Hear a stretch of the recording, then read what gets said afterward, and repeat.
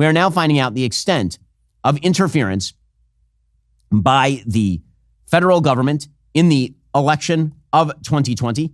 It is truly astonishing. According to Mark Zuckerberg, so Mark Zuckerberg has written a letter to Jim Jordan of the Judiciary Committee. Of course, I know Representative Jordan very well. We just testified in front of his committee. And here is what Mark Zuckerberg is now claiming about 2020. Remember, the Supreme Court said Facebook, they could establish no evidence that Facebook was pressured by the federal government to do things. Maybe they did it on their own. Well, now Zuckerberg's like, no, we did not.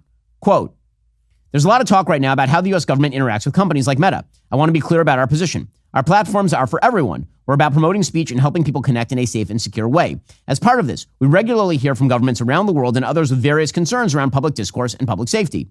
In 2021, senior officials from the Biden administration, including the White House, repeatedly pressured our teams for months to censor certain COVID-19 content, including humor and satire, and expressed a lot of frustration with our teams when we didn't agree.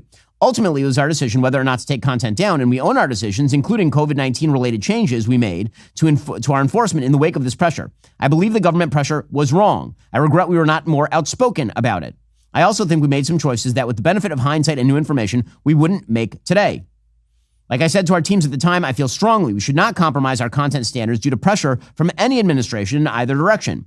In a separate situation, the FBI warned us about a potential Russian disinformation operation about the Biden family and Burisma in the lead up to the 2020 election. That fall, when we saw a New York Post story reporting on corruption allegations involving then presidential nominee Joe Biden's family, we sent that story to fact checkers for review and temporarily demoted it while waiting for a reply.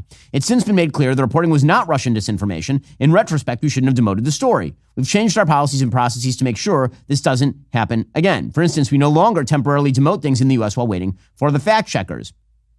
And then he pledges that he is not actually going to make any political donations in this election cycle. But again, what he is admitting here is that the Biden-Harris administration pressured Facebook to censor Americans. He is admitting full scale that the FBI pressured them to shut down the Hunter Biden laptop story. These are the sorts of entrenched obstacles that any Republican candidate is going to have to face in this election cycle. It's why I keep saying that the Trump campaign is going to have to be absolutely meticulous, absolutely targeted. We're starting to see them find their footing. It's taken a few weeks. They're starting to find their footing. Meticulous attacks on Kamala Harris's lack of principle, lack of record, unwillingness to speak to principle or record, cutting through the miasma of brat. That is the only thing that matters here. And there's one question that should accomplish all of it. So why didn't you do it? I'm going to keep saying this over and over. So why didn't you do it? Kamala Harris now says she wants to build a border wall. So why didn't you do it? She says she wants to bring down inflation. So why didn't you do it? You say you don't like what happened to those troops in Afghanistan. So why didn't you stop it? You are part of this administration. You are the incumbent. Trump is not. You can see what Trump did when he was president. Your entire reelect effort hinges on us ignoring that you're currently the vice president of the United States. You know, it's not to your benefit continuing to use that same cell phone company. There's only one cell phone company that gives you free premium access to the media you actually care about. It's Pure Talk. This might be the best offer Pure Talk has ever come out with. Listen to this. When you switch your cell phone service to Pure Talk on a qualifying plan, you'll get a free 1-year insider subscription to Daily Wire Plus. That is correct. Take advantage of unlimited talk, unlimited text, 15 gigs of data, and mobile hotspot on America's most dependable 5G network for just $35 a month. And you'll get 1 year free of Daily Wire Plus. The Daily Wire Plus Insider Plan gets you access to our entire library of movies, series, and documentaries, including Lady Ballers, What is a Woman, Mr. Bertram, Run, Hide, Fight, and more. Plus, you'll get all our daily shows uncensored and ad-free. The only way you can get the special offer is by going to puretalk.com/Shapiro. I've been telling you to stop overpaying for your cell phone plan for a very long time. If you haven't yet made the switch over to Pure Talk, now would be the time. Go to puretalk.com/Shapiro today, switch to a qualifying plan, get 1 year free of Daily Wire Plus Insider. Again, that's puretalk.com/Shapiro today. Democrats, for their part, continue to try to claim that Kamala Harris should not have to answer any of those questions at all. So, for example, yesterday, Representative Debbie Dingell of Michigan, she said, you know, you guys are exaggerating the idea of an interview. You don't really need to interview her. Do we really need to know what she thinks, or do we just need vibes? You know, vibes are good. How important do you think it is for actual voters in your state, for example, to hear her answer tough questions from journalists about key policy issues? Well, I think sometimes you all over-exaggerate what the importance of it. She knows what she's going to have to do. She's going to have to spell out her vision and talk about policies more. You're going to start to see that.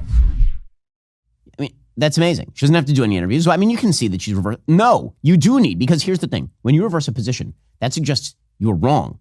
So now you have to explain why you were wrong and why you shifted. When my kids are arguing with each other and one of them does something bad and then they apologize, it's not just enough to say sorry. You have to say sorry for what?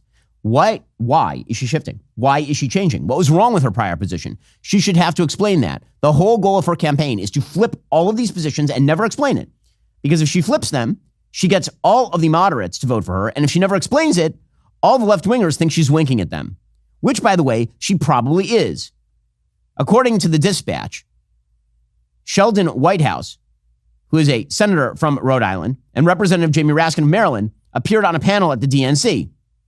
According to Whitehouse, Senate Democrats would be virtually certain to pass a Supreme Court reform bill by a simple majority, blowing up the filibuster if they capture the White House, Senate, and House.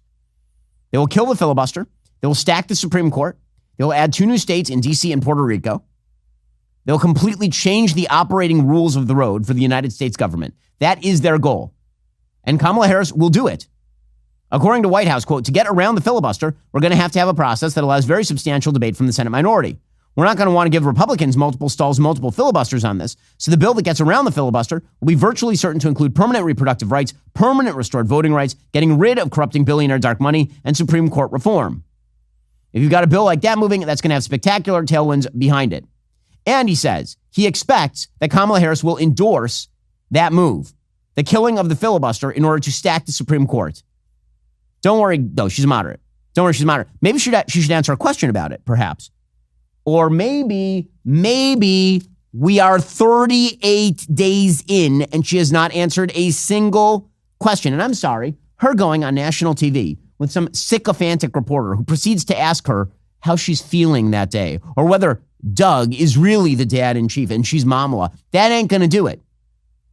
If she never has her feet held to the fire, the American people are being disserved. Not just by her, by the media that's supposed to be bringing them some semblance of the truth, as opposed to just being the press office for the Democratic Party. Are you tired of the lies and the twists of the mainstream media talking points?